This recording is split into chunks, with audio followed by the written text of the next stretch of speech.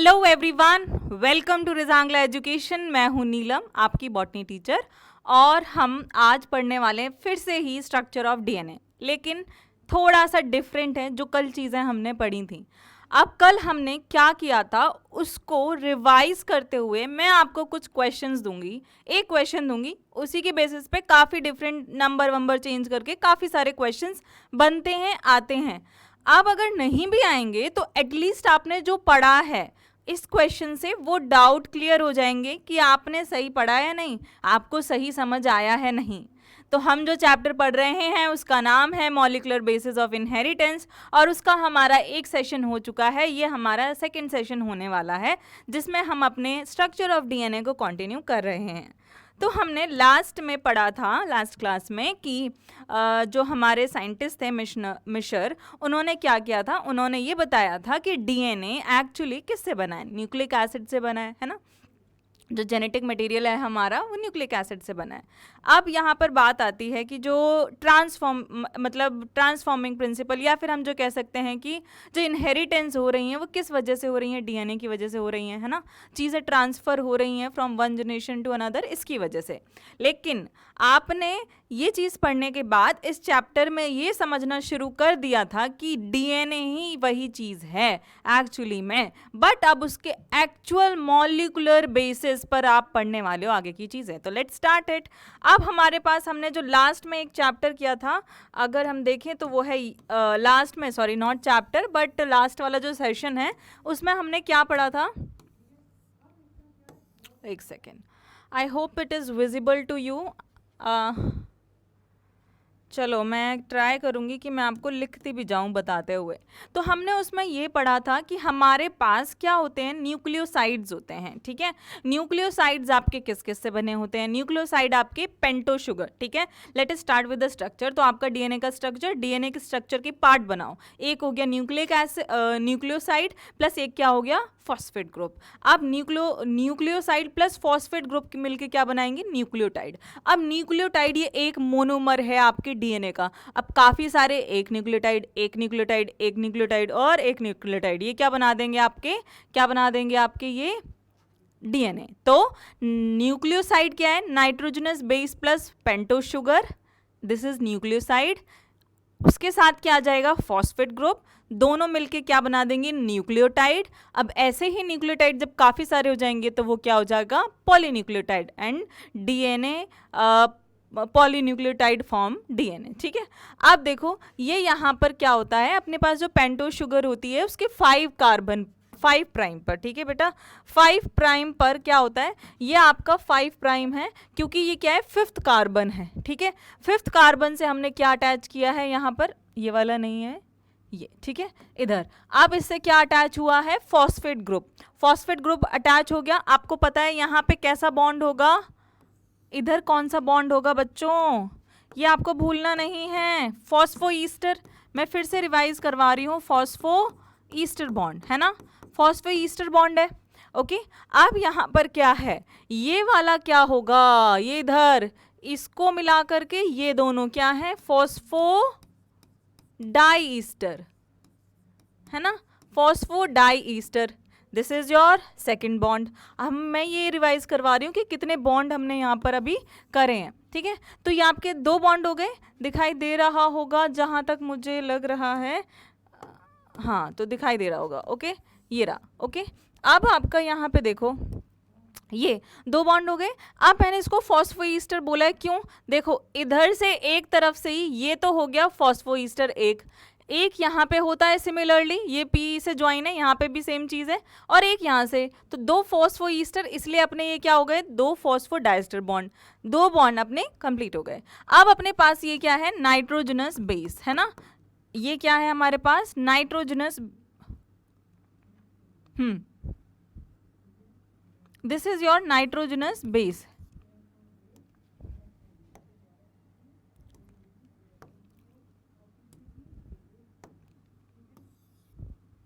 oh God, ये क्या है आपका नाइट्रोजनस बेस। अब यहाँ पर 1,9 ग्लाइकोसिडिक लिंकेज होता है, कैसा, 1,9 ग्लाइकोसिडिक लिंकेज। आपका यहाँ पे जो क्या है OH है यहाँ पर, वो किससे जुड़ता है जाकर के यहाँ पर अमीनो ग्रुप से, ठीक है। अब यहाँ पे ग्लाइकोसिडिक लिंकेज, ये आपका थर्ड बॉन्ड है जो आपने यहाँ पर पढ़ा है। नेक्स्ट अब आपके क्या है, एडिनाइन और थाइमिन आपके 2 हाइड्रोजन बॉन्ड से जुड़ते हैं, एंड ग्वानिन एंड साइटोसिन आपके किससे जुड़ते हैं, 3 हाइड्रोजन बॉन्ड से, ये हमने लास्ट क्लास में पढ़ा था। ऑलराइट, अब यहाँ पर क्या हो गया है, ये क्या है पोलैरिटी 5:3 और दूसरा स्ट्रैंड क्या है 3:5। दो स्ट्रैंड डबल स्ट्रैंडेड डीएनए है ये, ठीक है, ये डबल स्ट्रैंडेड डीएनए है। तो आपको ऑलमोस्ट स्ट्रक्चर समझ आ गया है। यहाँ पे ये वाली जो चीज़ है, ये पेंटो शुगर यहाँ पे कैसे टिल्ट हो गई है, इस तरीके से, ठीक है। और ये यहाँ पे क्या है 3 प्राइम आपका इधर ये फ्री है, ओके, 3 प्राइम आपका ये इधर फ्री है, और इधर क्या होता है इस तरफ, ये बताओ, ये 1 है, ठीक है, 2, 1 सेकेंड, इधर हम अभी नहीं करते हैं इसमें, ठीक है। अभी ये याद रखो, क्योंकि मैं अभी इसका स्ट्रक्चर आपको डिटेल में बताऊंगी कि ये डबल स्ट्रैंडेड कैसा हेलिकल क्या है। अभी सिर्फ हमें इनके बॉन्ड के बारे में पढ़ना है। मुझे पता है ये शायद अनफोकस हो रहा है, बट एटलीस्ट आप बॉन्ड तो रिवाइज कर चुके हो यहाँ पर, ठीक है। तो अगर हम आगे चलते हैं यहाँ पे, ठीक है, मैंने आपको बॉन्ड समझा दिए हैं, है ना, मैंने आपको क्या किया है, बॉन्ड समझा दिए हैं। ये चीज़ मैं यहीं रहने दूँ क्या,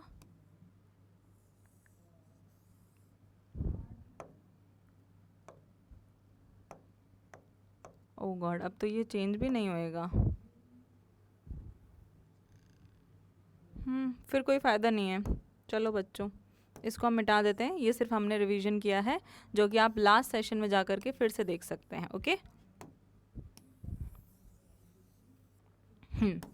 चलो, तो यहाँ पे एक क्वेश्चन सॉल्व करते हैं। अगर आपको कोई बोले कि नंबर ऑफ फॉस्फोडाइस्टर बॉन्ड निकालने हैं, नंबर ऑफ फॉस्फोडाइस्टर बॉन्ड,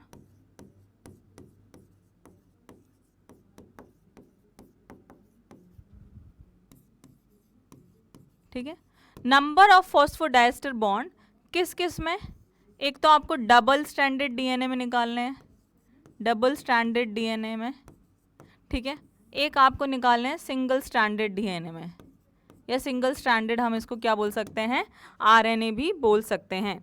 या फिर आप ये भी लिख सकते हो, यहाँ पर आपके पास क्या है, सर्कुलर डबल स्ट्रैंडेड या circular double stranded circular DNA and single stranded circular DNA, okay, ये रहा आपके पास। तो अगर यहाँ पे आपको नंबर ऑफ क्या निकालना है, फॉस्फोडाइस्टर बॉन्ड निकालने हैं, तो आप यहाँ पे क्या करेंगे बच्चों, यहाँ पे देखो ये डबल स्ट्रैंडेड डीएनए है। अब आपको पता है कि फॉस्फोडाइस्टर बॉन्ड फाइल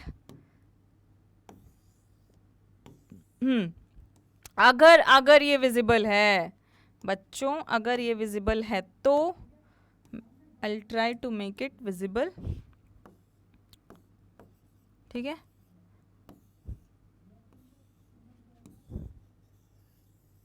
ये पूरा ही मैं पेंट कर दे रही हूँ ऐसे, ठीक है, थोड़ा थोड़ा, ये रहा। अब फॉस्फोडाइस्टर बॉन्ड देखो कितने उसके बीच में बनता है, ये देखो पहले ध्यान से, फॉस्फोडाइस्टर बॉन्ड आपका बन रहा है कितने, यहाँ पे एक नाइट्रोजन बेस और ये दूसरा नाइट्रोजनस बेस है ना, उसके बीच में एक फॉस्फोडाइस्टर बॉन्ड, और यहाँ पे 2 नाइट्रोजनस के बीच में एक फॉस्फोडाइस्टर बॉन्ड। तो इसका फॉर्मूला क्या हो गया कि number of nitrogenous bases, number of nitrogenous bases -1, है ना। अगर हम इसके लिए निकालेंगे तो, अच्छा ये 2 स्ट्रैंड्स हैं, तो हम यहाँ पे क्या लिखेंगे कि नंबर ऑफ नाइट्रोजनस बेसेस, ठीक है, -2, ठीक है। सिमिलरली नाइट्रोजनस में लिख देती हूँ यहाँ पे,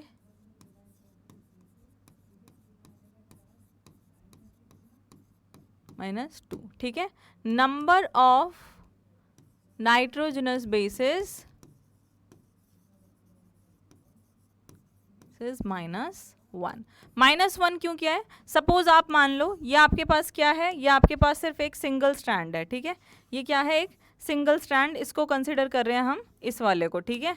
अगर आप इसको कंसिडर कर रहे हो तो 2 नाइट्रोजनस बेसिस आपके पास ये हैं, उसके बीच में 1 है, फिर 2 के बीच में 1 है, तो 3 के बीच में, 3 नाइट्रोजनस बेसिस के बीच में 2 फॉस्फोडाइस्टर बॉन्ड है। मतलब जितने नाइट्रोजनस बेसिस सिंगल स्ट्रैंड में, उससे 1 कम हो जाएगा फॉस्फोडाइस्टर बॉन्ड। तो ये आपका फॉर्मूला हो गया। अब इसके लिए क्या है, नंबर ऑफ, इसमें क्या आएंगे, number of nucleotides.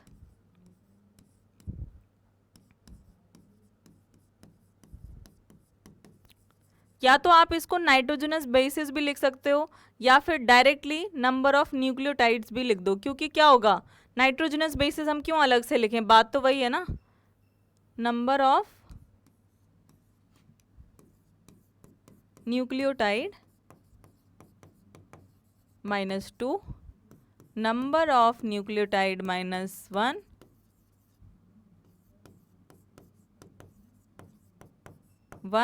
And number of nucleotide, ठीक है। ये क्या हो जाता है, equals to number of nucleotide. Okay, तो दिस इज द फॉर्मूला। अब अगर मैं आपको एक क्वेश्चन दूं, यहाँ पे क्या क्वेश्चन देना चाहती हूँ, रुको,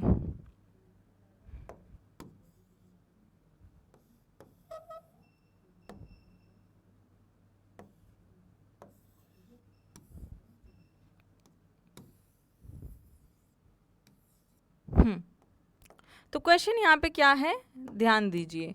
क्वेश्चन ये है, आपके पास गिवन है, क्या गिवन है, गिवन है 400 nucleotides are there in double stranded DNA. Find out number of phosphodiester bond.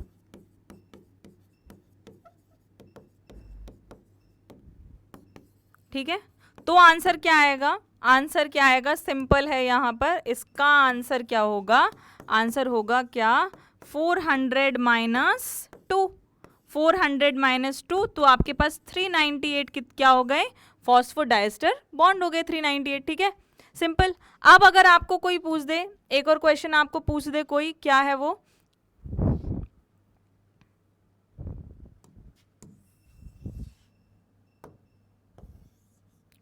अब नेक्स्ट क्वेश्चन अगर आपको कोई पूछ दे, क्या है कि नंबर ऑफ ग्लाइकोसिडिक लिंकेज,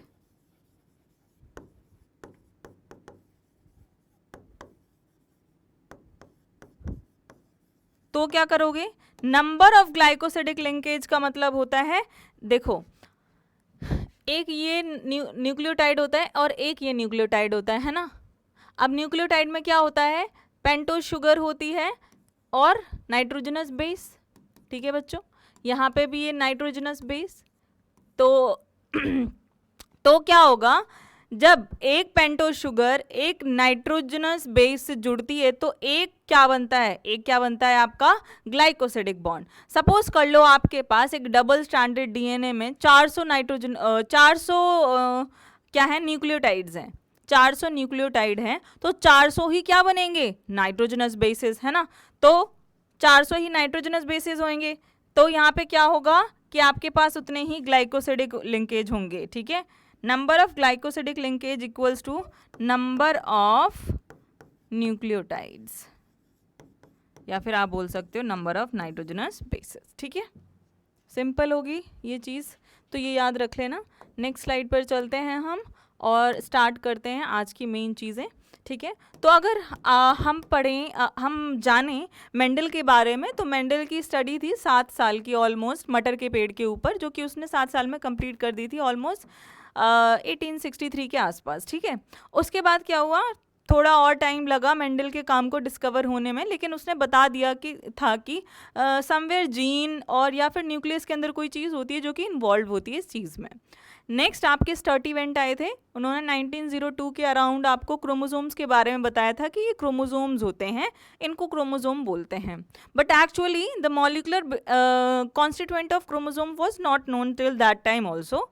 अब आपके पास क्या है, आपके पास आए जेम्स वॉटसन, ठीक है, एंड आपके पास आए फ्रांसिस क्रिक, ठीक है। अब ये कौन से साल में आए थे, ठीक है, अब ये इंपॉर्टेंट है, इन द ईयर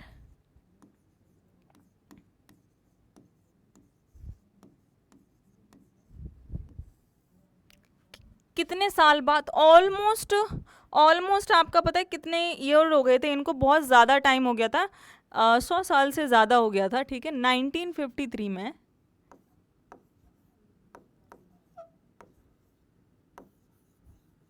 ठीक है। कहानी मेंडल से शुरू होती है, इस चैप्टर से पहले आप मेंडल को पढ़ते हैं तो ये याद रखना होगा कि उनका डेट टाइम क्या था, ठीक है। अब आपके पास आते हैं, इनको ये नहीं पता था कि एक्चुअली डीएनए का स्ट्रक्चर क्या है, तो James Watson and Francis Crick 2 scientist आए जिन्होंने बताया डीएनए का स्ट्रक्चर, बट डीएनए के स्ट्रक्चर को उन्होंने किस तरीके से बनाया वो हम आज जानते हैं, ठीक है, बताया। तो नाम क्या है,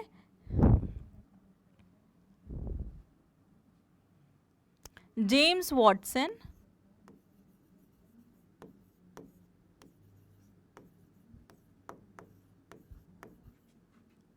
एंड फ्रांसिस क्रिक,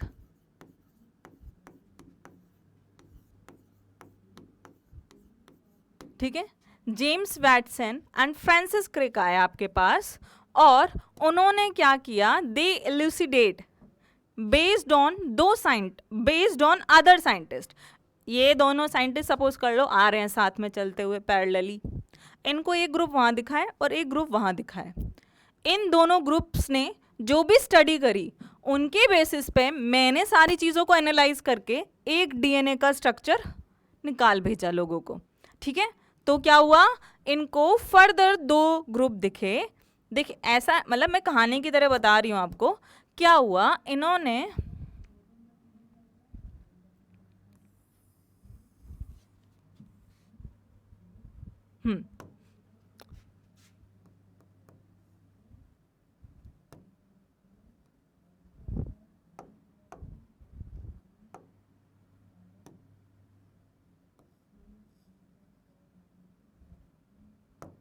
ठीक है, अब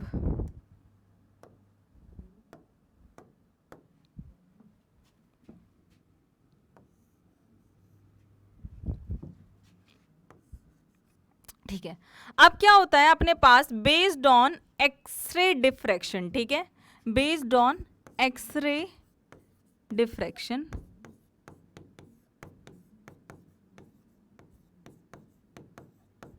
जो कि किन्होंने की थी, जो कि बच्चों बहुत इंपॉर्टेंट साइंटिस्ट ने की थी, जिनका नाम क्या था, जिनका नाम था ये जो एक्सरे डिफ्रैक्शन है ये किसने प्रोड्यूस किया था, ये किसने प्रोड्यूस किया था, प्रोड्यूस्ड बाय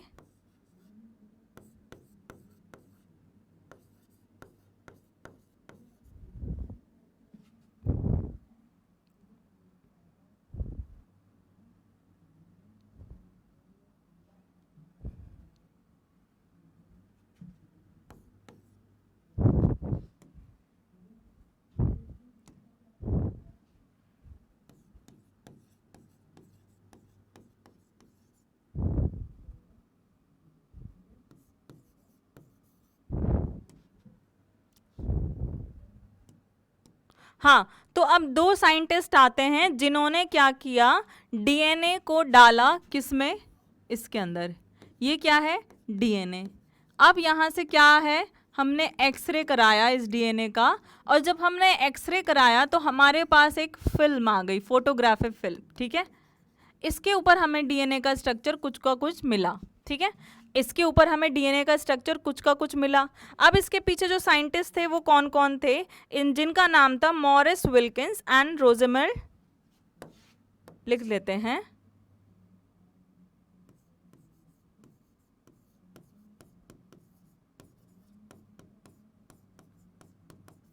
ठीक है, एंड रोजलैंड क्या फ्रैंकलिन, ठीक है। तो हमारे पास 2 साइंटिस्ट थे, मॉरिस विल्किंस एंड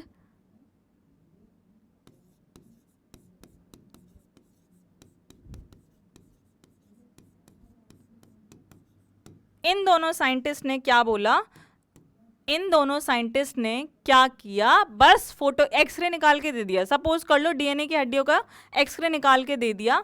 अब थ्रू दिस एक्सरे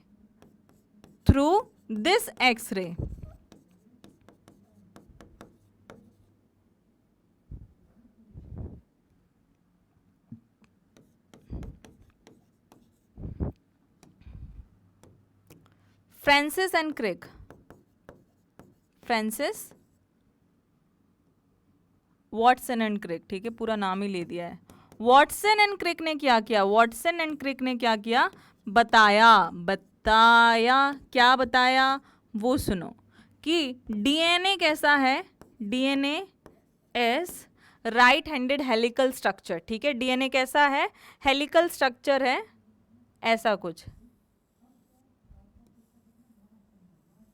ठीक है, राइट हैंडेड कॉइल्ड स्ट्रक्चर, ठीक है, ये बताया उसने।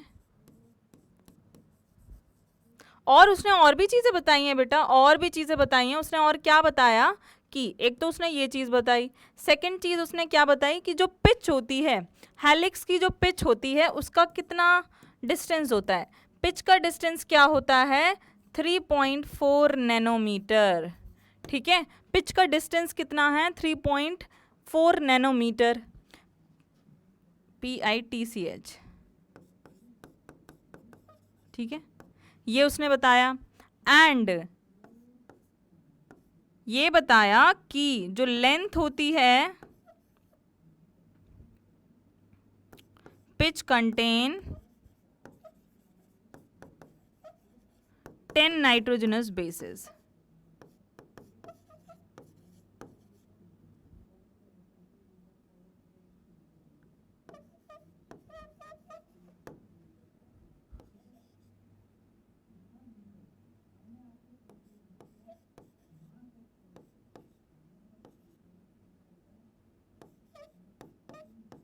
ठीक है, 10 बेस पेयर्स, इसने ये बता दिया कि एक पिच में कितने होते हैं, 10 बेस पेयर्स होते हैं। इसके अलावा देखो मैं और क्या बताती हूँ, एक तो उसने क्या बताया, हेलिकल स्ट्रक्चर, 3 चीज़ें आपको यहाँ से पता चल गई हैं, helical structure of DNA, okay, ये 4 चीज़ें उसने यहाँ से बता दी। अब आपके पास एक और साइंटिस्ट आते हैं, एर्विन चारगाफ, जिसने क्या किया था, केमिकल स्ट्रक्चर ऑफ डीएनए,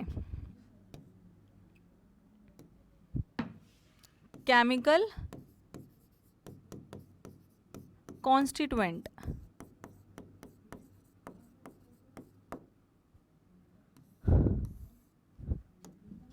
कौन से साइंटिस्ट थे, एर्विन चारगाफ, ठीक है, एर्विन चारगाफ,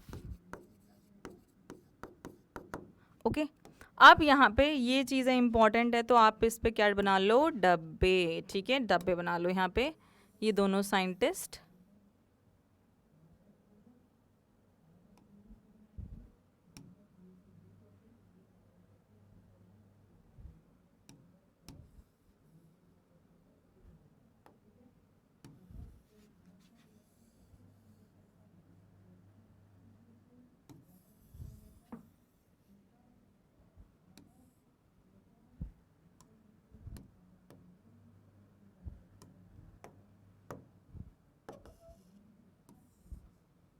ओके। अब एर्विन चारगाफ ने क्या किया, एर्विन चारगाफ ने बहुत सारी चीज़ें बताई कि जो प्यूरिन्स होते हैं, वो किसके बराबर होते हैं, पायरिमिडीन्स के। अब पायरिमिडीन्स आपको याद होगा कि पैक ज़्यादा हो गया तो हमें कट करना है ना, तो CUT, that is cytosine, uracil and thymine are pyrimidines and adenine and guanine are purines, ठीक है, तो पैग, ओके, आगे बात समझ। तो हमारे पास क्या है, A+G जो किसके बराबर है, C+T के, थाइमीन होता है इन केस ऑफ अपने क्या, डीएनए के केस में, ठीक है। अब इसको हम कैसे लिख सकते हैं, इसको हम लिख सकते हैं कि A प्लस में G C प्लस में T इज इक्वल्स टू 1, मतलब एडेनिन गुआनाइन का रेशियो एक स्ट्रैंड में इक्वल होता है साइटोसिन एंड थाइमीन के बराबर। ठीक है, सेकंड क्या है? सेकंड है कि adenine is equals to, second क्या है? Adenine is equals to thymine, adenine is equals to thymine, है ना, in the case of purine, है ना, और अपना cytosine is equals to guanine. Okay, तो हम क्या लिख सकते हैं कि एडेनाइन और थाइमीन का रेशियो क्या है? 1, एंड साइटोसिन एंड गुआनाइन का रेशियो क्या है? 1, right? This is also clear. वही सेम चीज तो चली आ रही है। थर्ड क्या है यहाँ पे? थर्ड चीज क्या है? थर्ड चीज ये है कि हर किसी में क्या है? एडेनिन प्लस थाइमीन का रेशियो C प्लस जी के बराबर नहीं हो सकता। मेरे को यहाँ पे लाइन खींचनी पड़ेगी वरना आप हो जाएंगे कंफ्यूज।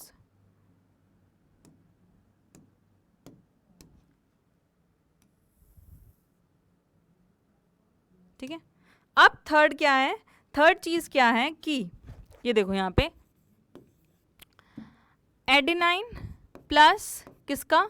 थाइमीन का रेशियो हर किसी के लिए, हर स्पीशीज के डीएनए के लिए, हर स्पीशीज के डीएनए के लिए एडेनाइन प्लस थाइमीन का रेशियो बराबर नहीं हो सकता किसके? साइटोसिन प्लस गुआनाइन के रेशियो के लिए। फॉर एग्जाम्पल अगर इसके लिए हम बात करें, अगर हम बात करें तो ह्यूमंस के केस में क्या होता है? ह्यूमंस के केस में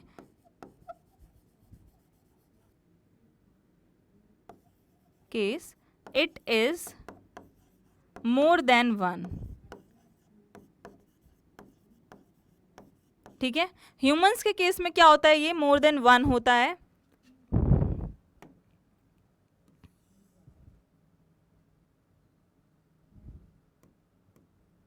ठीक है, मैं यहाँ पे लिख दे रही हूँ थर्ड वाला पॉइंट ही।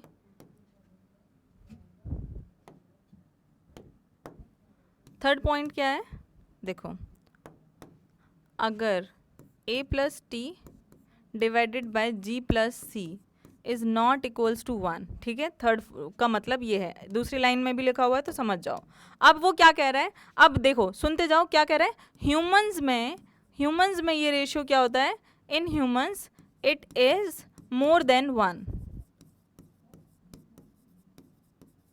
ठीक है, प्रोकैरियोट्स में क्या होता है? प्रोकैरियोट्स में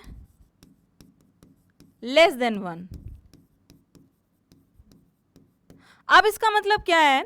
इस चीज से हमने ये इन्फर किया है बच्चों, देखो पहला रूल क्या है कि adenine and purine purines and pyrimidine equal होंगे।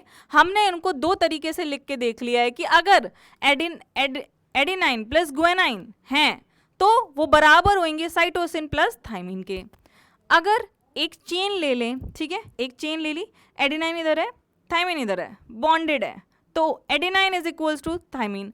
अगर इन दोनों का रेशियो क्या होगा? अगर ये बराबर होते हैं तो ऑब्वियसली इनका रेशियो 1 आता है ना। जब हम किसी को लिखते हैं 1 इज इक्वल्स टू 1 तो 1/1 इज इक्वल्स टू 1। सिंपल है ना, सिंपल हो गया ना। तो यही चीज़ यहाँ पे है। दूसरा ये था। तीसरा ये था कि हर स्पीशीज में ऐसा नहीं होता है, तो किस स्पीशीज में कैसा है ये देख लिया। लेकिन यहाँ से एक जो इम्पॉर्टेंट चीज़ आप लेके जाएंगे, जो बात इस कैलकुलेशन से निकल के आई है, वो क्या है कि ये देखो, this ratio may change from species to species, from species to species। ठीक है, दिस रेशियो में change from species to species, जैसे कि ह्यूमन में 1 है, मोर देन 1 है, प्रोकैरियोट्स में लेस देन 1 है, बट क्या है? It will be fixed in same species, it is fixed in the same species।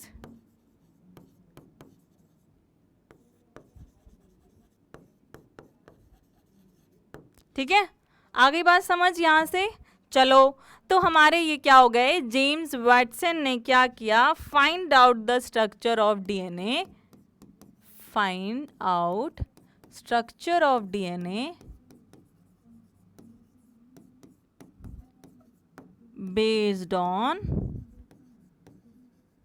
These two things. पहली है ये और दूसरी क्या है ये, ठीक है। इसके बेसिस पर इसने ये सारी चीजें बता दी। अब यहाँ पे आओ फटाफट, अब हम क्या करेंगे, इंपॉर्टेंट पॉइंट्स को जानेंगे। इंपॉर्टेंट पॉइंट्स को जानेंगे किससे रिलेटेड, अपने स्ट्रक्चर से, डीएनए के स्ट्रक्चर से रिलेटेड, है ना। तो उसके लिए पहले हम क्या कर लेते हैं, एक डीएनए बना लेते हैं, ठीक है।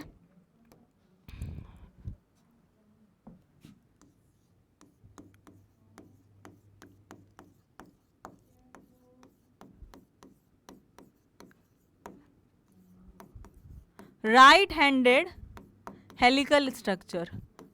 अब पता है, अब मैं बताती जाती हूँ चीज़ें, पहले तो रुक जाओ। तुमने ना बड़ा थोड़ा सा गलत समझ रखा है कि राइट हैंडेड हेलिकल स्ट्रक्चर क्या है, जो कि हम ज़्यादातर डीएनए को बनाते हैं ऐसे, है ना, ऐसे ऐसे करते जाते हैं ना, है ना। अब ये एक्चुअली में पता है कैसे होता है, आप दो दोस्त हैं, ठीक है, जैसे कि छोड़ो, ये है एक रस्सी, ये है एक रस्सी, यहीं बना दूँ, यहीं बना देती हूँ, ये है एक रस्सी। अब सिमिलर रस्सी कैसे आ रही है, ऐसे। अब मैं एक एक फ्लो बिगड़ जाएगा,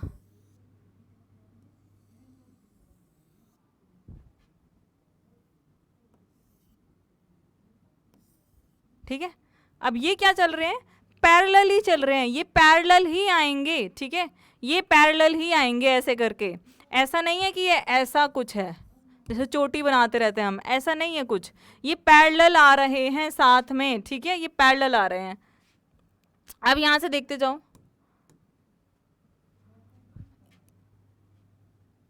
यहां से लेकर, यहां से कहां से लेकर जो स्ट्रक्चर आया है बेटा वो क्या है, इधर से लेकर के इधर तक, ठीक है।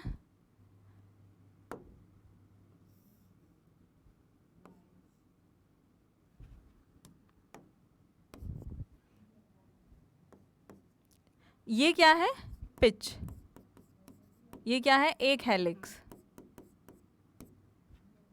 वन हेलिक्स,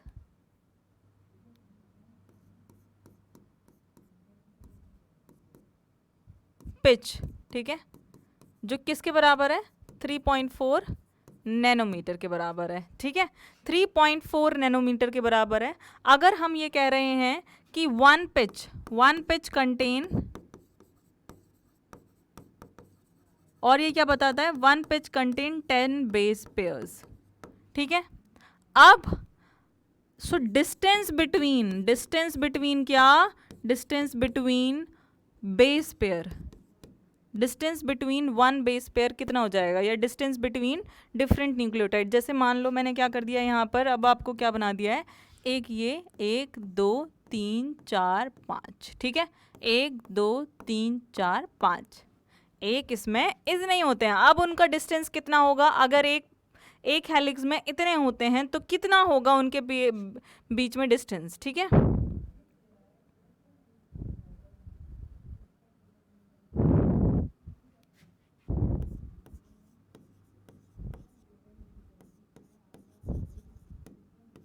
तो क्या हो जाएगा, 3.4 nanometre divided by 10 is equals to 0.34 nanometre, है ना।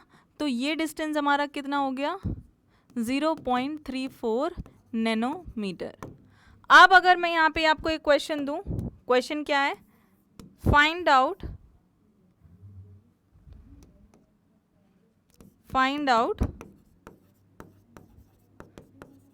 the length of DNA single stranded DNA having 900 nitrogenous bases, ठीक है। आप क्या करोगे, 900 नाइट्रोजनस बेसिस। अब आपको क्या करना है, 900 को, है ना। लेंथ ऑफ डीएनए अगर हम लास्ट इसमें देखें क्या है, हमने क्या निकाला था, number of phosphodiester bond, but अगर आप लास्ट सेशन में जाओगे तो आपको पता चलेगा वहाँ पे हमने ये चीज़ पढ़ी थी। तो 900 इंटू क्या हो जाएगा अपना 0.34 नैनोमीटर,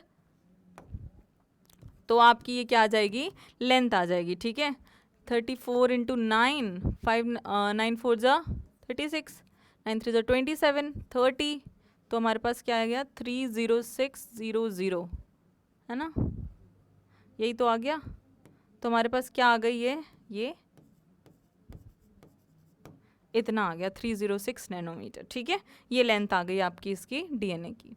अब नेक्स्ट चल लेते हैं हम किस पे, अब हम चल लेते हैं आगे कि हमने यहाँ से क्या जाना है। यहाँ से हमने क्या जाना है कि स्ट्रक्चर कैसा है, ये एक हेलिक्स है, इसकी पिच कितनी होती है, ये पिच होती क्या है वो बता दिया, एक पिच में कितने नाइट्रोजनस बेसेस होते हैं ये बता दिया, क्वेश्चन आपका कैसे आ सकता है हमने वो भी बता दिया है। नेक्स्ट आपके पास क्या है, important points on Watson and Crick model. अगर हम इंपॉर्टेंट पॉइंट की बात करें वॉटसन एंड क्रिक मॉडल की, तो सबसे पहले इन्होंने क्या बताया है, सबसे पहले तो इन्होंने बताया है क्या कि डीएनए डबल स्ट्रैंडेड है, सिंगल स्ट्रैंडेड भी हो सकता है, double stranded, contain phosphate backbone,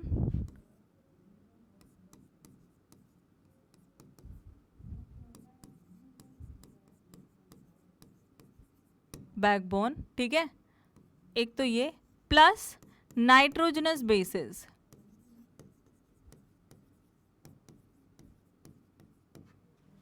Poynting inwards,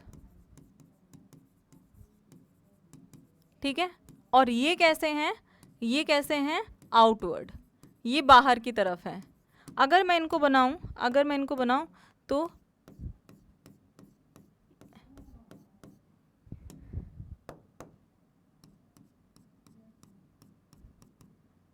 ये क्या है नाइट्रोजनस बेसिस और ये दोनों क्या हैं फॉस्फेट बैकबोन। फॉस्फेट बैकबोन किसकी बनी है बच्चों, आपको पता है ना, शुगर की और फॉस्फेट की,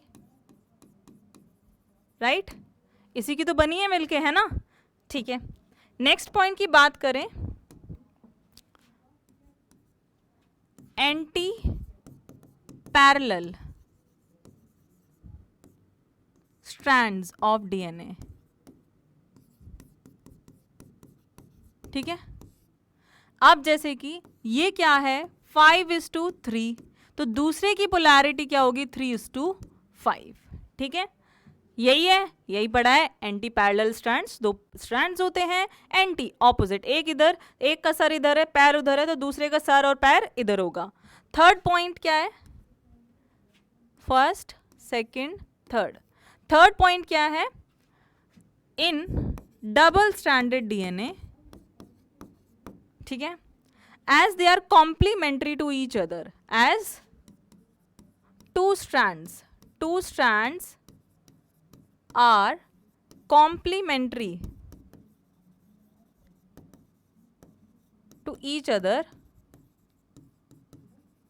ठीक है। इससे फायदा क्या है, फायदा देखें नुकसान ना देखें, फायदा क्या है, if one strand is known, one strand is known, other can be find out, okay, this is the third point, okay। अब इसके बाद अपने पास जो फोर्थ पॉइंट आता है वो क्या है बच्चों, फोर्थ पॉइंट क्या है, अगर आपके पास एक स्ट्रैंड है तो आपको दूसरा स्ट्रैंड पता चल जाएगा। एंटी पैरेलल स्ट्रैंड होते हैं, double stranded DNA contain phosphate backbone and nitrogenous bases, कैसे वो हैं ये पता है आपको। फोर्थ चीज क्या है कि प्यूरिन्स एंड पायरिमिडीन्स, ठीक है, तो ये क्या है A एंड G, और ये क्या है T एंड C।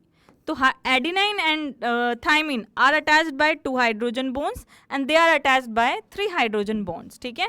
सो यहाँ पे क्या लिखना है, adenine and thymine are attached by 2 hydrogen bond, ठीक है, and guanine and cytosine, guanine and cytosine are attached by 3 hydrogen bond, ठीक है। लास्ट इंपॉर्टेंट पॉइंट क्या है बच्चों, वो देखो।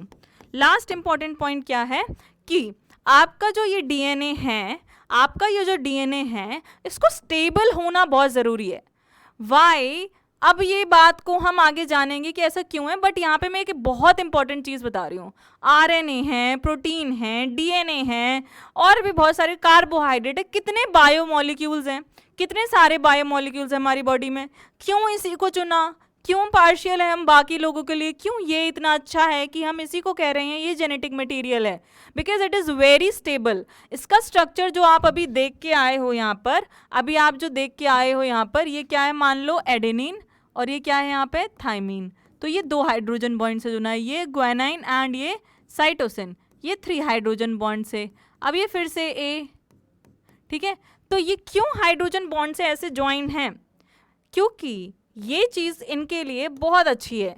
अब हम भी ऐसे क्यों दिख रहे हैं, ऐसे तो हम इसके लिए भी बोल सकते हैं ना, तुम्हारे लिए भी कोई भी बोल सकता है, बट तुम ऐसे हो, इसके फ़ायदे क्या हैं वो भी हैं। ऐसे ये ऐसा क्यों है, इसके फ़ायदे क्या हैं। अब देखो, 2 things provide stability to DNA structure. What is that, वो चीज़ क्या है। 2 things provide stability to DNA structure. पहली चीज़, फर्स्ट आर हाइड्रोजन बॉन्ड्स, ठीक है। हाइड्रोजन बॉन्ड्स क्या करते हैं, स्टेबिलिटी प्रोवाइड करते हैं हमारे डीएनए के स्ट्रक्चर को। मेन चीज़ और क्या है, जैसे कि हम मैं आपको क्या बताऊं, हाँ देखो, क्या कर लेते हैं, समझ लेते हैं। एक आपने वो सीढ़ी देखी है बच्चों की, जो रेलवे ट्रैक आता है बच्चों का, हम उसको चेंज करते रहते हैं ना, हम उसकी डायरेक्शन। सपोज कर लो वैसे ही आपको इमेजिन करना है कि ये 2 स्ट्रैंड्स हैं डीएनए के, है ना। अब इनके हाइड्रोजन बॉन्ड कैसे हैं, ये बिल्कुल ऐसे नहीं है, ये काइंड ऑफ ऐसे हैं। 3D स्ट्रक्चर अगर मैं आपको बताऊं तो कैसे बता सकती हूँ। एक ये ट्रैक समझ लो, ये बॉन्ड लगे हुए हैं, ठीक है, ये ट्रैक है और इसके बीच में ये क्या है, बॉन्ड्स है, ठीक है। एक आप थोड़ा सा, हाँ ऐसे काइंड ऑफ समझ रहे हो, तो ये स्टैक्ड है एक के ऊपर। अगर इनको ऐसे फ्लेक्सिबल होना है, ये एक चीज, ठीक है, so they are stacked over one another, 2 strands are stacked through the hydrogen bonds. अब ये बिल्कुल ऐसे नहीं है, आपको ऐसे हैं ये काइंड ऑफ, ठीक है, ये चीज, तो ये स्टैक्ड है, ऐसे करके ये आ रहे हैं मुड़ते हुए, जो कि इनके स्ट्रक्चर को बहुत स्टेबल बना रहे हैं, टूट नहीं रहा है, ठीक है, इतने इजली। अब हथौड़ी मारोगे तो तोड़ने वाली बात नहीं कर रही हूँ मैं यहाँ पर, ठीक है। तो हाइड्रोजन बॉन्ड्स बिटवीन 2 स्ट्रैंड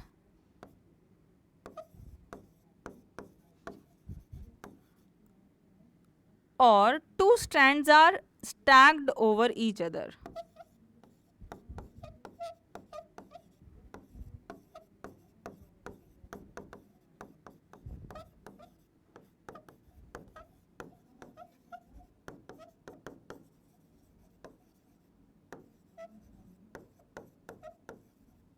ये क्या बात हो गई बच्चों, आपके डीएनए के स्ट्रक्चर की बात हो गई है, ठीक है, कि क्यों, क्या इसके इम्पॉर्टेंट पॉइंट हैं, ठीक है।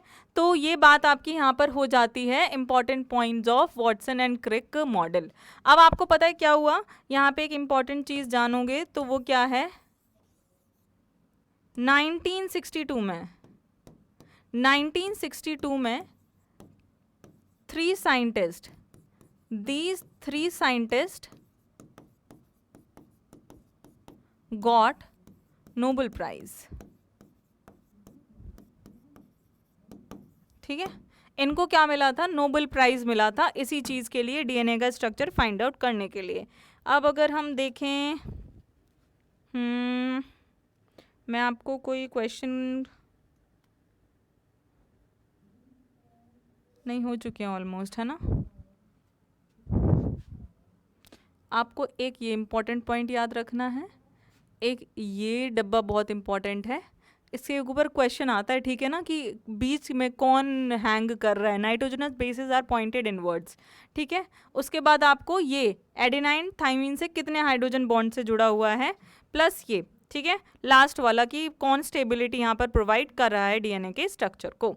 अब आपको मैं अगर एक क्वेश्चन दूं यहाँ पर, तो अगर आप फाइंड आउट कर सकते हो, यहीं पे देख लो ये क्वेश्चन को, ठीक है। नेक्स्ट क्वेश्चन आपके लिए क्या है, अगर आपको किसी क्वेश्चन में, ठीक है, किसी क्वेश्चन में दिया है कि मान लो थाइमीन, थाइमीन कितना है, 20% है, 20% thymine is given, find out other nitrogenous bases content, ठीक है। तो कैसे करोगे, तो आप कैसे निकालोगे, आपको क्या करना है, वही वाला फॉर्मूला अपनाना है, a plus T is equals to, क्या था हमारा फॉर्मूला, हमने कहाँ पढ़ा है, ये देखो इधर, a plus G is equals to C plus T is equals to 1, है ना। तो यही अप्लाई करो यहाँ पर, a plus G is equals to T plus C equals to क्या, 1। अब देखो अगर थाइमीन 20 है, हमने क्या पढ़ा है, A this is equals to this, है ना, तो हमने क्या करते हैं इसे, a by T is equals to 1, right. तो a और t बराबर हैं, तो अगर हम यहाँ पे देयरफॉर 20 रख दो आप t की जगह पर, 20 a की जगह पर क्या आएगा, plus g plus c is equals to 1। अब a 20 है, t 20 है, तो a भी 20 होगा, है ना, इधर देखते जाओ, तो 20 बाय 20, राइट। अब आपके पास ये g बचा है और ये c बचा है ना, इज इक्वल्स टू 1। अब ये क्या हो गए टोटल, a प्लस t कितना हो गया, 20, 40, है ना, 20 प्लस 20 ये 40। अब बाकी का बचा कितना है अपने पास, 60। अब 60 को 2 से डिवाइड कर दो तो 30 13 में आ जाएगा, तो ये भी 30 और ये भी 30, तो अपना a is equals to 20 is equals to t and g is equals to 30,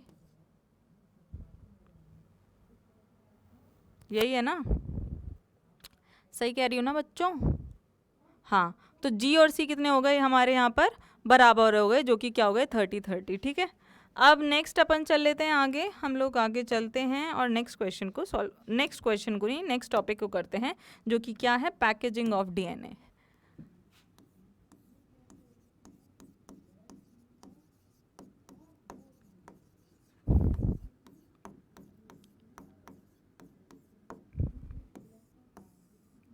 packaging of DNA.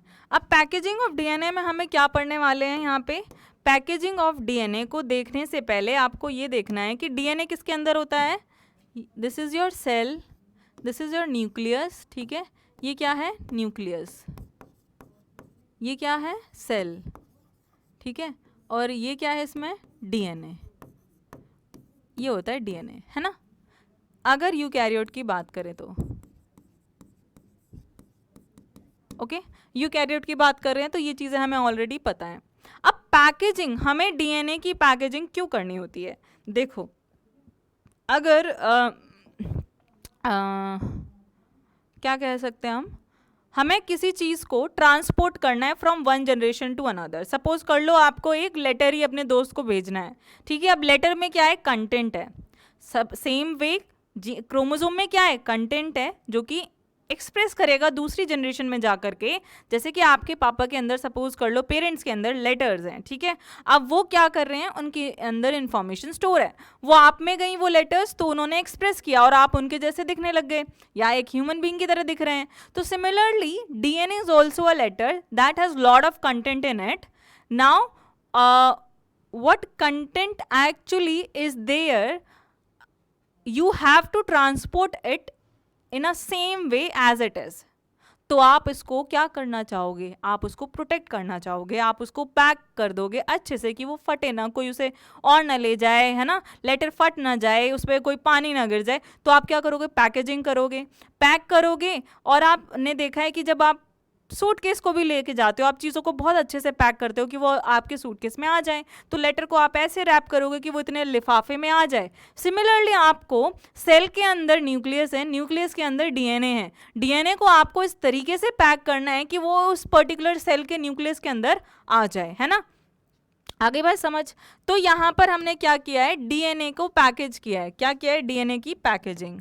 तो डीएनए आपको पता है ह्यूमन में कितना होता है, ह्यूमन में लेंथ ऑफ डीएनए क्या होती है 6.6, स्किन सेल मान लो क्योंकि वो डिप्लॉयड है, मैं डिप्लॉयड की बात कर रही हूँ, 6.6 इंटू 10⁹ बेस पेयर, राइट, इतना होता है। अब आपको सेल के साइज के अकॉर्डिंग इसको क्या करना पड़ेगा, नीडेड टू बी पैक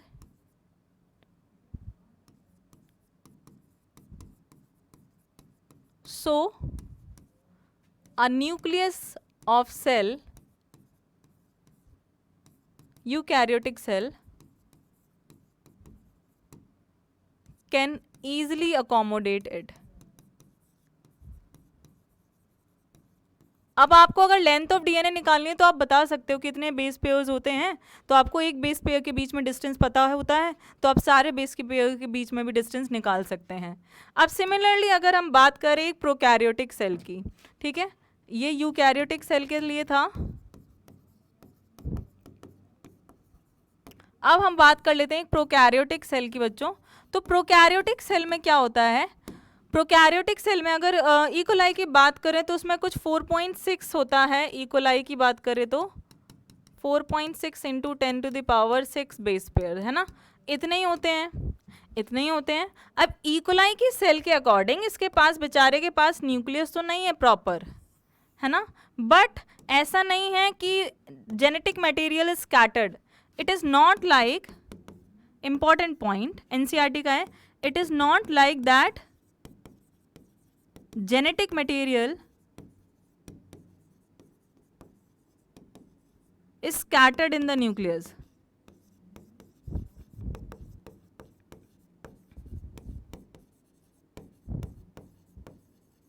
ऐसा नहीं है कि जेनेटिक मटेरियल क्या है स्कैटर्ड ही है न्यूक्लियस में, नहीं, क्या है इतने रीजन में प्रेजेंट है। अब क्या हुआ यहाँ पे, क्या है बेसिकली, ऐसा नहीं है कि पैकेजिंग के लिए सिर्फ ये डीएनए जाकर के कहेगा भाई यहीं फिक्स कर लो, मुझे इतने से ही न्यूक्लियस में फिक्स कर लो, नहीं, आपके पास क्या आएंगे, आप पैकिंग के लिए आप क्या करते हो, प्रेस करके चीज़ों को अच्छे से टेप कर देते हो, रैप कर देते हो, इतने जगह में फोल्ड कर देते हो, फोल्डिंग हो जाती है, दुनिया भर की चीज़ें होती हैं। अब सिमिलरली यहाँ पे टेप मत लगाने, टेप का कॉन्सेप्ट मत लगाने लगना। यहाँ पे क्या होते हैं, प्रोटीन्स हेल्प इन पैकेजिंग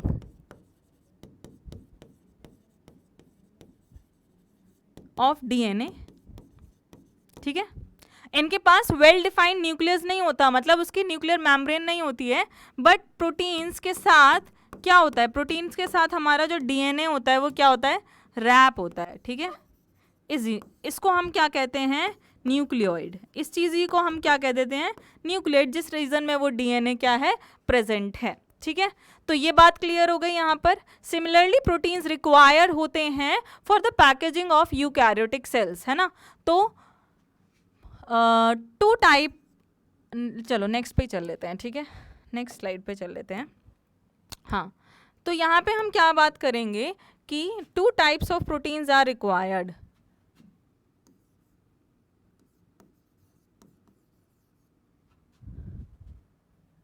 इसको क्यों इतना बड़ा होना है,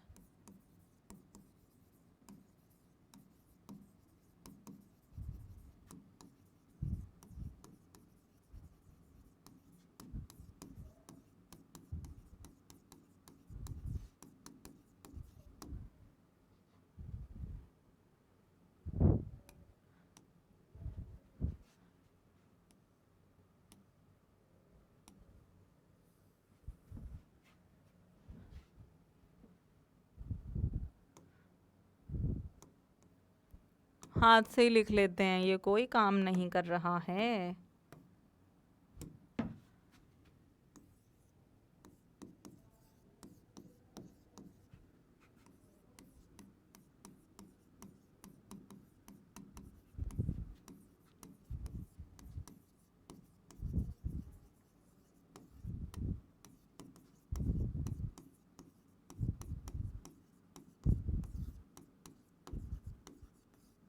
ठीक है। 2 types of proteins are required for packaging. जो हमारे पास एक है वो क्या है, हिस्टोन प्रोटीन्स। ठीक है, अपने पास 2 तरीके के प्रोटीन्स हैं। ठीक है, एक तो है हिस्टोन प्रोटीन्स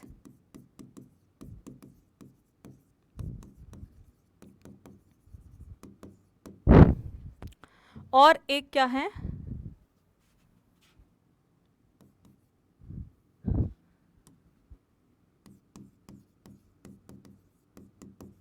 और हमारे पास एक और क्या है, non histone proteins.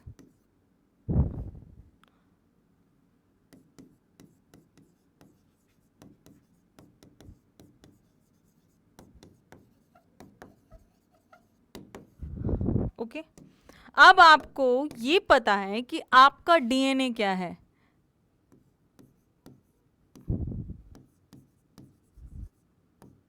Basic proteins हैं ये। अब मैंने बोला है कि आपको पता है कि डीएनए क्या है ना।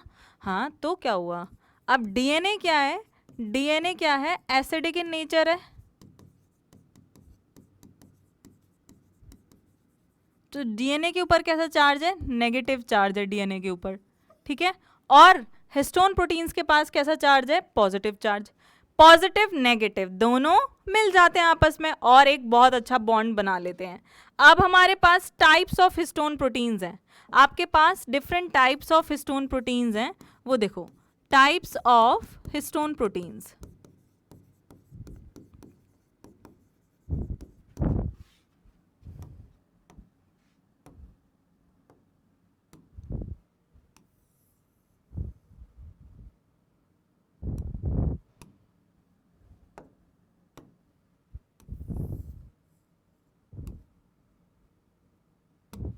ठीक है, टाइप ऑफ हिस्टोन प्रोटीन्स।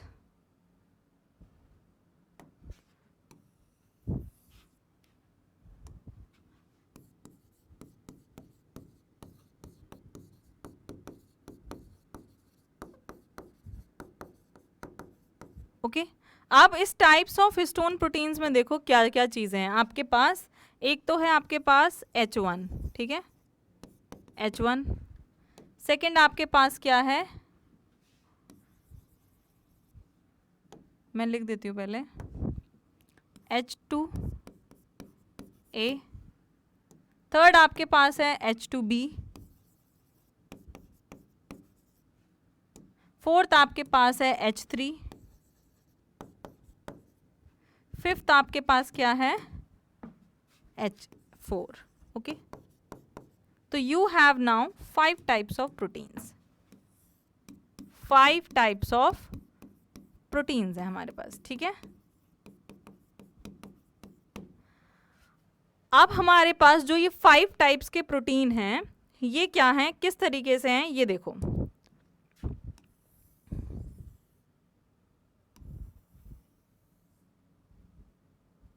मैं इसको कहाँ लिख रही हूँ, इधर। ओके, हमने यहाँ लिख दिया है। आपके पास न्यूक्लियस के अंदर क्या चीज़ है, आपके पास है, पहला स्टेज क्या है,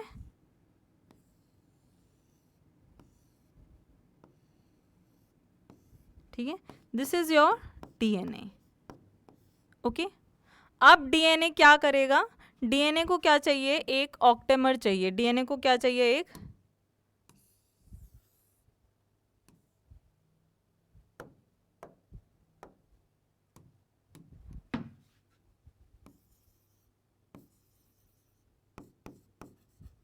डीएनए प्लस में क्या है, ऑक्टेमर है।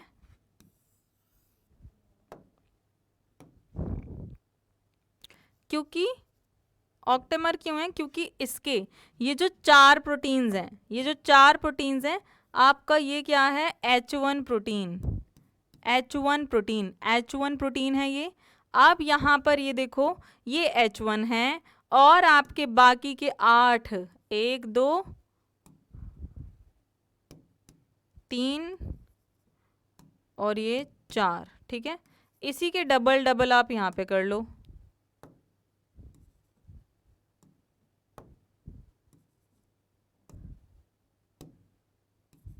ठीक है, अब ये क्या हो गया है बेटा, ये हो गया है ऑक्टेमर। ये क्या है, एक ऑक्टेमर है।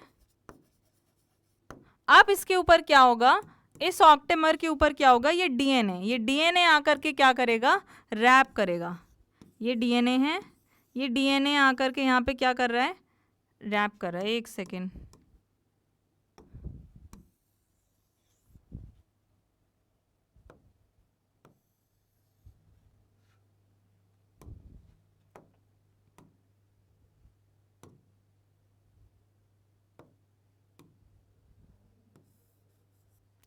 H1 और ये आपका क्या हो गया, H3, H4, H2A, H2B, ठीक है, प्लस में डीएनए, ठीक है। तो यहाँ पे क्या है, ऑक्टेमर प्लस डीएनए, ये क्या बनाता है, ये क्या बनाता है बच्चों, nucleosome. It forms a nucleosome.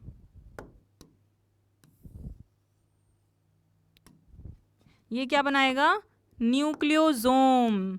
अभी मैं समझाऊंगी, मुझे बना लेने दो ये न्यूक्लियोसोम। अब न्यूक्लियोसोम में क्या होगी, फर्दर कॉइलिंग होगी, ठीक है।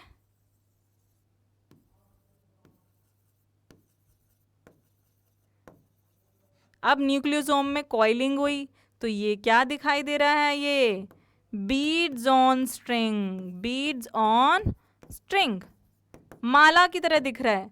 ये माला क्या है, दिस इज न्यूक्लियोसोम। न्यूक्लियोसोम का ये क्या हो गया, पॉलीमर।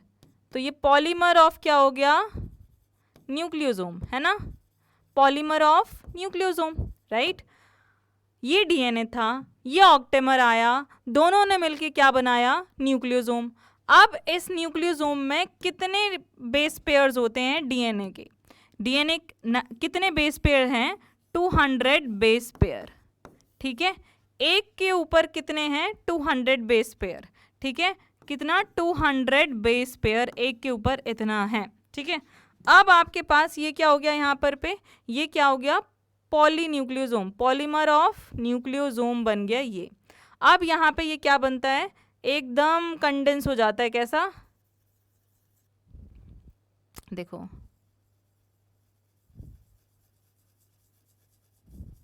ऐसे ऐसे कॉइलिंग हो जाती है, ठीक है, ये और कॉइलिंग हो जाती है, क्या बन जाता है, क्रोमैटिड, ठीक है।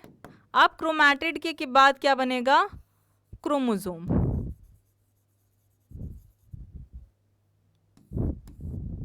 This is your chromosome, okay. अब मेरे को आपको बहुत इंपॉर्टेंट चीज बनानी है जो कि आपको ध्यान से देखनी है, ये हमें अब आपको समझा रही हूं, तो ध्यान से सुनो।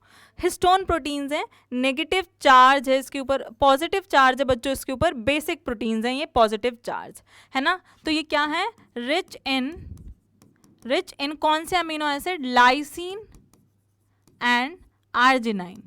आर्जिनाइन एंड लाइसिन में ये क्या होते हैं, बहुत ज़्यादा रिच होते हैं, ठीक है, ओके। अब हमारे पास क्या है, ये क्या है, एसिडिक प्रोटीन्स हैं, ये क्या है, एसिडिक है, नेगेटिव चार्ज होता है इनके ऊपर, ओके, नेगेटिव चार्ज होता है, हाई मॉलिक्यूलर वेट होता है इनका, कैसा वेट होता है, हाई मॉलिक्यूलर वेट,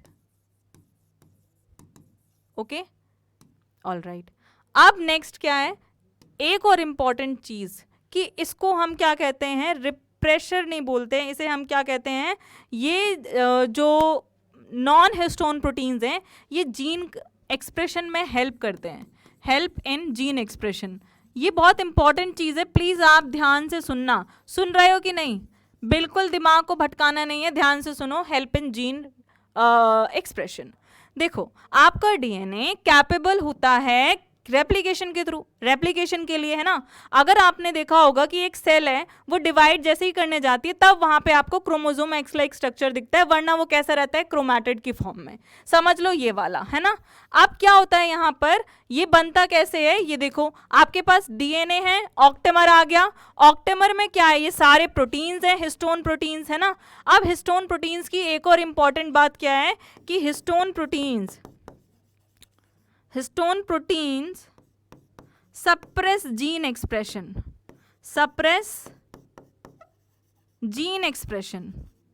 मतलब कि जीन अब अपने आप को एक्सप्रेस नहीं कर पाएंगे, वो अपने आप को एक्सप्रेस नहीं कर पाएंगे कि क्या वो इंफॉर्मेशन लेके जा रहे हैं। तो इस यहाँ तक क्या है, वो एक्सप्रेस नहीं कर पा रहे हैं इस क्रोमैटिड की वहां पर। अब आपको पता है जैसे ही वो एक्स क्रोमोसोम एक्स मतलब क्रोमोसोम ये वाला स्ट्रक्चर फॉर्म कर रहे हैं क्रोमोसोम वाला, तो उनको क्या करना है, रेप्लिकेट करना है। यहाँ पे क्या होती है, रिक्वायरमेंट होती है किसकी, requirement of histone proteins, requirement of histone non histone proteins, यहाँ पे चाहिए, इनकी ज़रूरत है इनको। अब ये नॉन हिस्टोन प्रोटीन्स यहाँ पर जाकर के हेल्प करेंगे, इसके साथ कंबाइन होंगे और क्या बना देंगे, क्या बना देंगे, क्रोमोसोम स्ट्रक्चर। तो ये आपका पैकेजिंग ऑफ डीएनए हो गया है। एक लास्ट चीज़ जो मुझे यहाँ पे बतानी है आपको, एक बेसिक सी चीज़ है जो कि क्या है, हाँ, आपके पास क्या होता है, डीएनए, ठीक है, ये क्या होता है, कॉइलिंग हो जाती है, ठीक है, क्या बना देता है, न्यूक्लियोसोम, फिर क्या बना देता है, क्रोमैटिड, फिर क्या बना देता है, क्रोमोसोम। Okay, alright. तो ये देखो यहाँ पे क्या होता है, ये यूक्रोमैटिन रीजन होता है, यूक्रोमैटिन, ठीक है। ये क्या होता है, हेट्रोक्रोमैटिन रीजन।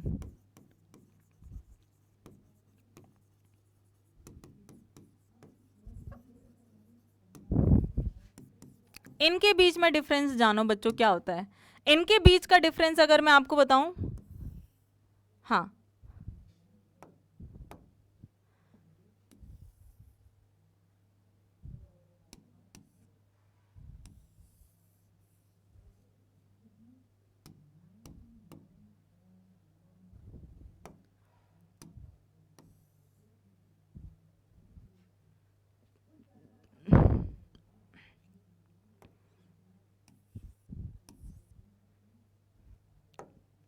एक सेकेंड एक सेकेंड एक सेकेंड, भागो मत।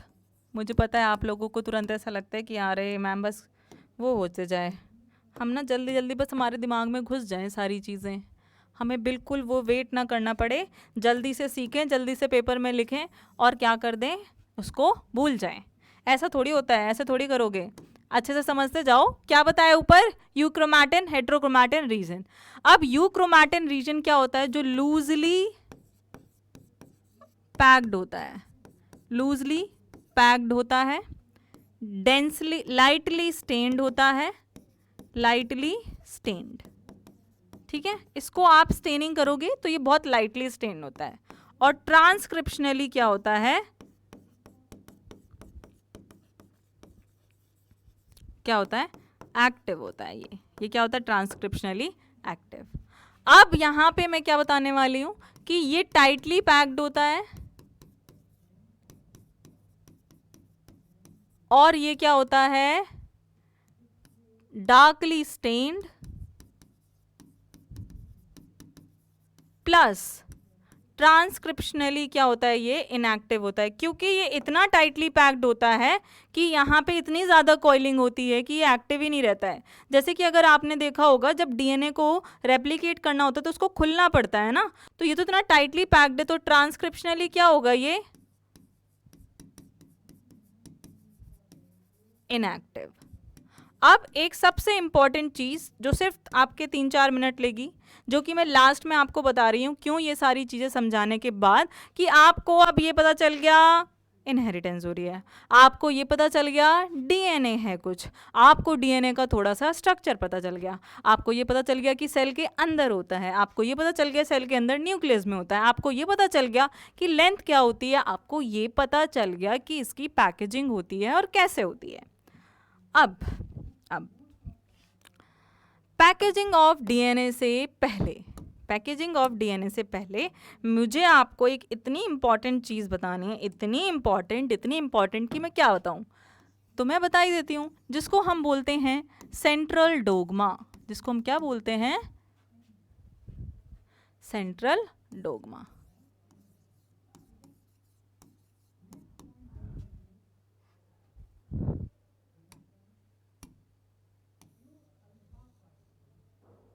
ओके बच्चों, अब ये सेंट्रल डोग्मा है क्या, ये देखो वॉटसन एंड क्रिक ने ही ये बताने में, क्रिक ने ही ये समझाया था। वॉटसन क्रिक ने क्या बताया कि आपका डीएनए है, अब आपका डीएनए जो है, जो इनहेरिटेंस हो रही है वो हो कैसे रही है, मतलब चल कैसे रही है, डीजल चाहिए, पेट्रोल चाहिए, इसको खाना चाहिए, इसको क्या चाहिए, ये कैसे जाएगी, किन पैकेट्स में फॉर्म होकर के जाएगी, क्या इलेक्ट्रिसिटी से चल के जाएगी, क्या कैसे जाएगी, रोड चाहिए, क्या चाहिए, मतलब ट्रांसपोर्टेशन हो रहा है तो कैसे हो रहा है।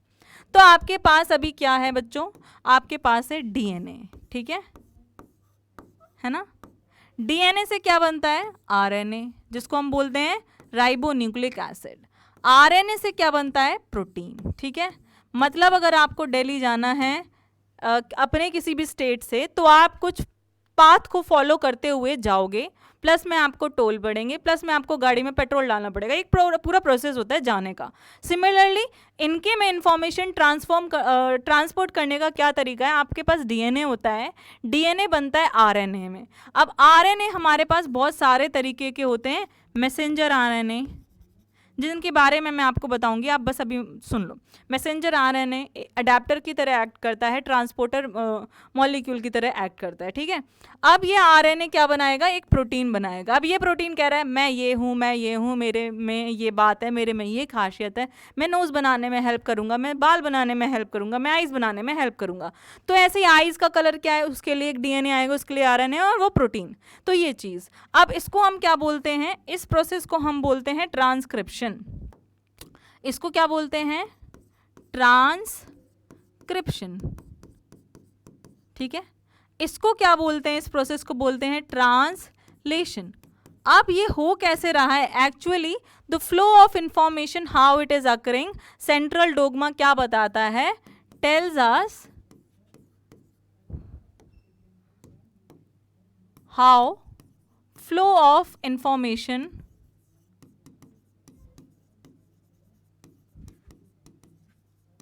इज अकरिंग, ठीक है। ये बताता है ये आपको, डीएनए से डीएनए बताना क्या बनाता है, ये क्या कहलाता है, रेप्लिकेशन। डीएनए से फिर से डीएनए बनाना कहलाता है रेप्लिकेशन, जिसमें आपके पास 2 स्ट्रैंड होते हैं, दोनों स्ट्रैंड की 2 कॉपियां बन जाती हैं और वो एक और डीएनए बन जाता है, ये एक और डीएनए। तो डीएनए से डीएनए इज रेप्लिकेशन। एक और होता है रिवर्स ट्रांसक्रिप्शन, रिवर्स, ठीक है। अब आरएनए है, for example RNA is genetic material in few cases of virus. अब ये आरएनए से आरएनए तो नहीं बनाएगा, आरएनए से तो आरएनए नहीं बनाएगा, ये क्या करेगा, होस्ट की सेल में जाएगा, होस्ट की सेल में जाकर के क्या करेगा, अपने आरएनए को रिलीज कर देगा। इसका आरएनए क्या आ गया, यहाँ पे आ गया। आरएनए से क्या बनाएगा, डीएनए, ठीक है, जिसको हम क्या बोलते हैं, रिवर्स ट्रांसक्रिप्टेज। रिवर्स ट्रांसक्रिप्शन यहाँ पर हो रहा है। और जैसे ही इसका डीएनए बन गया तो ये क्या बन गया, आपका आरएनए का ही तो जीन है ना, वायरस का ही तो आरएनए है, और आरएनए क्या एक्सप्रेस करेगा, एक वायरस को ही जन्म देगा। ऐसे ही आपकी होस्ट सेल को फिर मार देता है। ये भी पढ़ेंगे, बहुत इंटरेस्टिंग है। तो हमने यहाँ से क्या जाना, reverse transcription, replication, transcription and translation, ये अपन ने पढ़ा था सेंट्रल डोग्मा के बारे में। अब हमारे पास क्या क्या चीज़ें कंप्लीट हुई। सबसे पहले हमने देखा था, ये देखो स्ट्रक्चर की स्पेलिंग, हमने क्या देखा था यहाँ पर कि स्ट्रक्चर कैसा है, क्वेश्चन करें, फिर हमारे पास एक डीएनए का प्रॉपर सबूत के साथ स्ट्रक्चर आया। देन अपने पास राइट हैंडेड स्ट्रक्चर हमने डिटेल में पढ़ा। उसके बाद इंपॉर्टेंस क्या है, सेंट्रल डोग्मा, ठीक है। पैकेजिंग बहुत ज़रूरी है, क्यों है वो देखिए हमने। 2 types of proteins required for packaging, and finally जो रीज़न है आपके डीएनए का अलग अलग, वो हमने यहाँ पर देख लिया है। मिलते हैं अगले सेशन में बहुत ही इंपॉर्टेंट एक्सपेरिमेंट्स के साथ, जिनके ऊपर नीट में कभी क्वेश्चन आया हो ऐसा नहीं हुआ है। बहुत क्वेश्चन आते हैं नेम के साथ, ईयर के साथ, तो इन सबको अच्छे से पढ़ के आना अगले सेशन में, और फिर पढ़ेंगे एक्सपेरिमेंट्स के बारे में। Thank you.